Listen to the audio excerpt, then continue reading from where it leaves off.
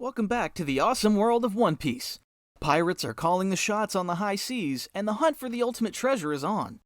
Get ready to hop aboard once more as we navigate the wild waves of the Grand Line. Our fearless leader Luffy is at the helm, joined by the cool swordsman Zoro, the clever navigator Nami, the sharpshooter Usopp, and the culinary genius Sanji. The journey so far. Missed the previous episodes? No worries, we've got you covered. Let's dive into a quick recap. The story started with our very own Monkey D. Luffy, a young pirate with a rubber body, and his crew of misfits as they sailed across the seas in search of the legendary treasure, the One Piece. Luffy rescued Zoro, one who aims to be the greatest ever swordsman, from a corrupt marine captain, and recruited him as his first mate. Later, they met Nami, a thief and navigator, who joined them temporarily. Then they arrived at an island ruled by Buggy, a clown pirate with the power to split his body parts. Luffy and Zoro fought against Buggy and his crew, and managed to escape with the help of a mysterious dog. Later, they landed on Syrup Village, where they befriended Usopp, a liar and sniper who was trying to protect his friend Kaya, a rich girl, from her evil butler, Klahadore, who was actually Captain Kuro, a notorious pirate. Luffy and his crew helped Usopp and Kaya fend off Kuro and his cat-like assassins. Somehow, they acquired a new ship, the Going Merry, thanks to Kaya's generosity, and set sail for the Grand Line, the most dangerous sea in the world.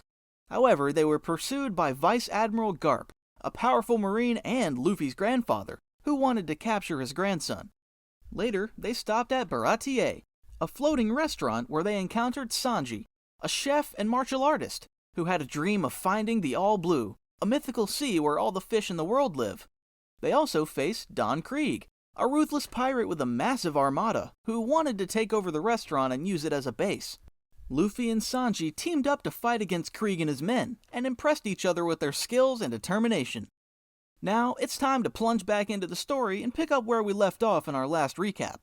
The seas are rough, the winds are wild, and the excitement is about to hit the roof. Brace yourselves for another heart-pounding chapter in the epic saga of the Straw Hat Pirates. Episode 6, The Beginning. Now that Dracula Mihawk is safely out of the picture, the Straw Hats can focus on dealing with the aftermath of Zoro's actions. One Piece Episode 6, titled The Chef and the Chore Boy, begins with the crew carrying Zoro's unconscious body into the Going Merry's galley. Luffy starts to panic in a way we don't often see from him. However, Nami steps in and gives him a helpful task. She sends him to Baratie to find a doctor, bringing a sense of direction to the unfolding situation. In the kitchen, Sanji skillfully gets back to work alongside Zeff in preparing brunch. Despite Zeff's constant stream of criticism, Sanji takes it in stride. However, the atmosphere changes when Luffy bursts in seeking help. Sanji's determination to assist in any way possible shakes Zeff out of his initial reluctance. Zeff quickly rattles off a list of things for Sanji to fetch, including fresh yellowtail. And if you're scratching your head at that last part, don't worry, so is Sanji. Zeff proceeds to stitch up Zoro's wounds, disregarding Usopp's concerns about sterilization. Zeff uses fish skin to staunch the wounds, showcasing his unique approach to medical care.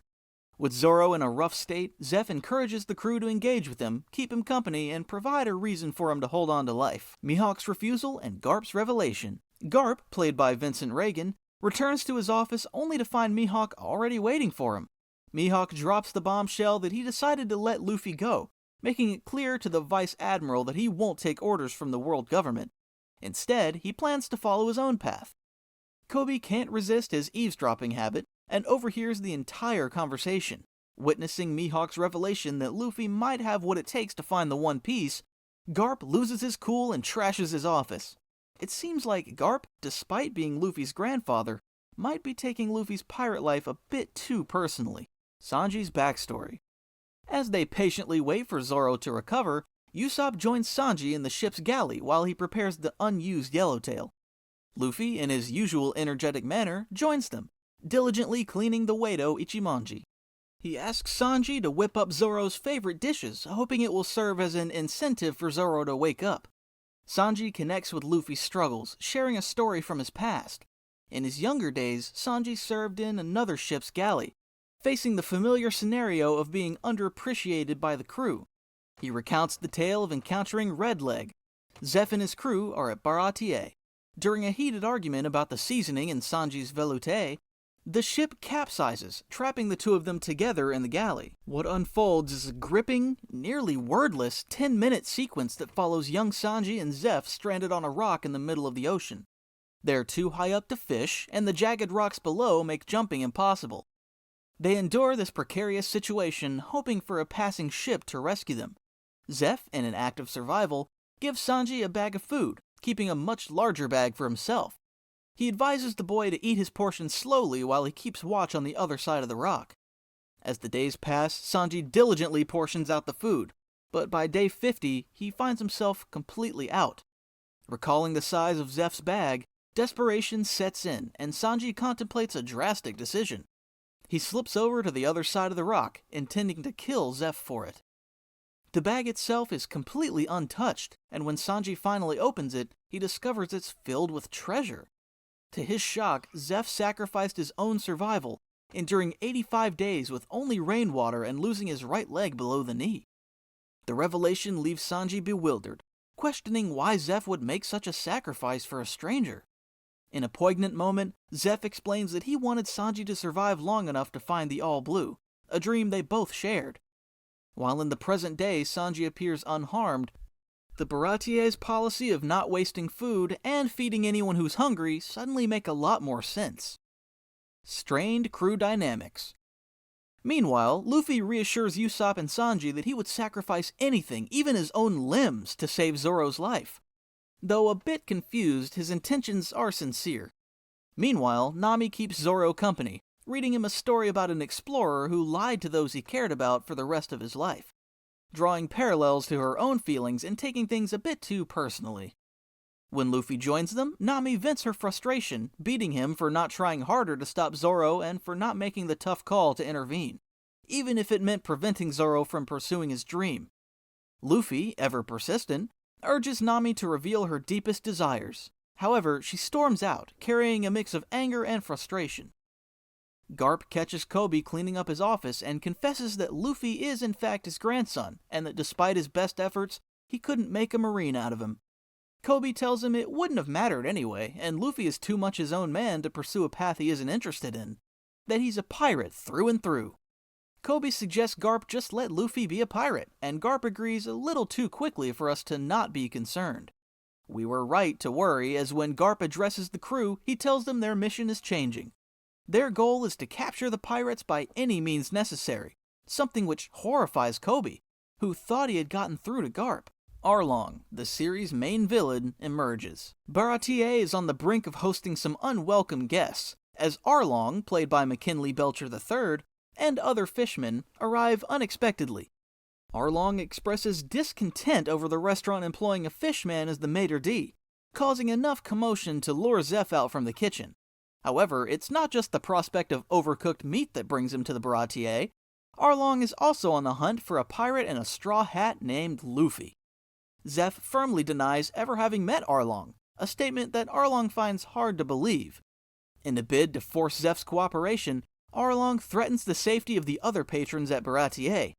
This threat startles Nami, who had been eavesdropping, into swift action. She slips away as quickly as she appeared, likely with a plan in mind. Meanwhile, Usopp checks on Luffy, who maintains a silent vigil by Zoro's bedside. Usopp advises Luffy to talk to Zoro, assuring him that his voice alone will provide comfort. Despite Luffy's attempts, the situation takes a turn when Nami arrives in a panic. She insists they leave immediately before Arlong discovers Luffy's presence. Luffy, rather than being alarmed, is actually flattered that someone of Arlong's stature even knows about him. When Sanji decides to return and defend the restaurant, Luffy willingly volunteers to accompany him as a gesture of gratitude for Sanji's past kindnesses. Despite Nami and Usopp's insistence on leaving promptly, Luffy moves forward with the confidence of someone aware that he's the main character in a TV show. He requests Nami to stay behind and safeguard the map, showcasing his trust in her abilities. Luffy, Usopp, and Sanji return to Baratier, ready to face Arlong. Arlong, however, reveals that he had some assistance in tracking them down. He produces Buggy the Clown's head, missing one ear, the same ear tucked into the ribbon on Luffy's hat all along. The severed ear helped Arlong follow their trail. Arlong, not one to beat around the bush, demands both the map and 50% of their future earnings as tribute. Luffy, true to form, refuses to comply and tells Arlong that if he wants anything, he'll have to fight for it. Chaos erupts in the dining room when Zeff attempts to defuse the situation by shooting Arlong, triggering a fight that quickly spills out onto the dock. Amidst the turmoil, Nami bids farewell to Zoro in her unique manner, revealing that she's never had friends to avoid hurting those close to her. With the map in hand, she leaves the ship, perhaps carrying the weight of her own hidden struggles. On the dock, Luffy manages to land a few punches, but Arlong gains the upper hand by dousing Luffy in seawater, sapping his strength. A critical moment unfolds as Nami intervenes to prevent Arlong from delivering a lethal bite to Luffy's throat. She reveals that she possesses the map, proposing that they can leave peacefully. Shockingly, it's then revealed that Nami has been a member of Arlong's crew all along, confirmed by the sawfish tattoo on her left arm. She dismisses Luffy entirely, and following her suggestion, Arlong decides to toss Luffy into the water instead of personally ending his life, letting the sea take care of it. Once Arlong, Nami, and the rest of the crew depart, it's unclear how, since the Fishman swam over to Baratie, Usopp and Sanji rescue Luffy from the water. Despite the evidence, Luffy refuses to believe that Nami betrayed him. Farewell and setting sail. Meanwhile, Sanji returns to the restaurant, attempting to clean up the aftermath. However, Zeff's true reason for being so harsh with Sanji comes to light. Zeff is upset to see that Sanji is merely wasting his life working at the restaurant instead of pursuing the dream of finding the All Blue, something he's always desired. Zeff perceives this as Sanji giving up on his dream and essentially squandering the second chance at life that he's been given. Sanji, fueled by anger, reluctantly agrees to take Luffy up on his offer to leave and storms out, leaving behind a tense atmosphere. On the going merry, Luffy, in a vulnerable moment, finally finds words to express his feelings to Zoro. He admits his failures in losing Nami and the map, and confesses his fear of losing Zoro as well. This sincere expression is enough to rouse the swordsman from his unconscious state. Zoro, now awakened, pledges his unwavering commitment to stand with Luffy until the end, determined to find the One Piece or perish in the attempt. Usopp joins them both, bringing the same overexcited energy as Luffy does to every situation, happy that their crew is finally feeling whole again now the danger has passed. The trio is eager to set sail once more, but Luffy insists they won't leave without their entire crew. He declares that before they head for the Grand Line, they must find Nami. Sanji joins them on board, much to Zoro's annoyance. The emotional farewell between Sanji and Zeff unfolds as the boat pulls out to sea, marking the next leg of their journey. The boys are now on a mission to find Nami and bring her back, but the question remains, will they manage to locate her in time? Unexpected ally, Buggy's head. Adding an unexpected twist to the upcoming final fight of the season, a crucial clue overlooked by everyone points to Arlong's location, and it's none other than Buggy's severed head. Luffy brings it forward, presenting it to everyone. Buggy, living up to his name by causing trouble for Luffy, grabs his hat and reveals that he's been eavesdropping all along. The alliance with Buggy's head hints at potential surprises and challenges as the Straw Hat Pirates embark on this new phase of their adventure. The conclusion.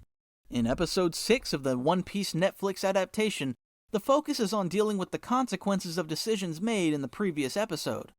Zoro's battle with Dracula Mihawk turns out worse than expected, leaving him with a big wound on his chest. Zeff and Sanji, setting aside their differences, work together to treat Zoro's injury. Nami, blaming Luffy for not stopping Zoro from the fight, loses some faith in Luffy's leadership. The clash between Luffy's optimism and Nami's pessimism creates tension within the newly formed Straw Hat crew. The potential threat of Zoro's death looms, putting the crew at risk of disbanding before their first real voyage. Meanwhile, Mihawk turns down the Marine's request to capture Luffy. In a tense exchange between Mihawk and Garp, Koby discovers that his superior officer is also Luffy's grandfather.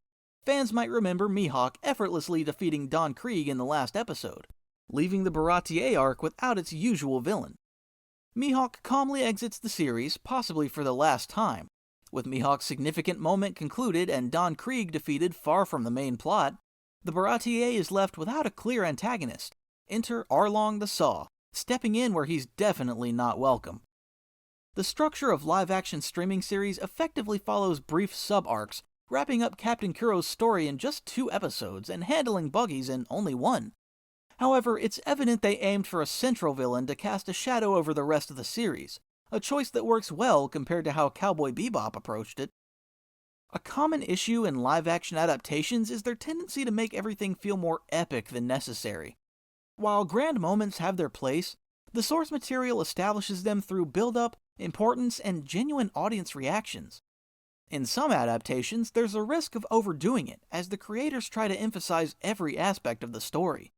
Sincerity is a rare find in modern times, and adaptations would do well to let their best moments unfold naturally. If handled correctly, they might even stumble upon something original. One Piece engages in an interesting play with its more down-to-earth elements, as seen in this episode's deep exploration of Sanji's backstory. The cook undergoes a profoundly challenging experience with his mentor Zeff. Translated into live action, these scenes stand out and could easily be mistaken for a different show. It's a bit peculiar considering the context of a series that features a rubber man and a guy with a sword in his teeth. Such moments seem a touch odd in a show that recently discussed ambitions of becoming the greatest chef in the world. The issue isn't present in the anime, where dramatic shifts in tone are common. It serves as a clear reminder that while One Piece offers a superior experience compared to many, adapting anime to live action proves to be quite challenging. The series introduces its main villain shortly after the party separates. While One Piece may not be poised to reign as the king of the pirates or anything else, it surpasses fans' initial expectations and proves to be a worthwhile investment of time. Thanks for tuning in. Don't forget to hit the like and subscribe button below, and come sail with us through the Grand Line.